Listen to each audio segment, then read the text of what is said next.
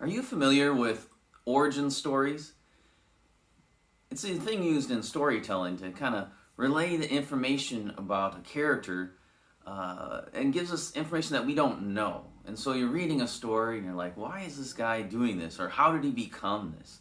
It's used a lot of times in like comic books and superhero stories because you start off the story, all of a sudden you got like Spider-Man flying around, he's shooting his webs. Well, how did he get that way?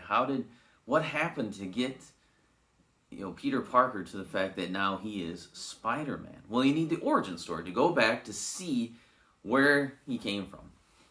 And wouldn't it be nice if we as people had an origin story? As humans, we had an origin story? Well, in fact, we do. It's called the Book of Genesis. So if you go to the Book of Genesis, you see the beginnings of everything. Genesis 1:1, you see the beginning of all things.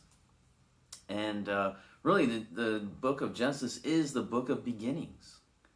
And so if you want to learn about, where did we come from? Well, you go to the book of Genesis.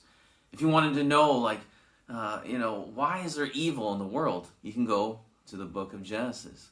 And so there's a lot of answers in there if we just take the time to look at this book. Genesis covers a huge range of topics.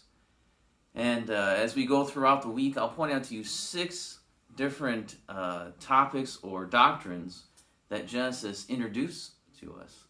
And it's great to look through the book and see where all these different answers are coming from. All these things begin to grow from. And it's this book. And as we go throughout the Old Testament, you get to the New Testament, you see a greater explanation, a greater fulfillment, a greater revelation of God as you move through the Bible. But everything begins in Genesis.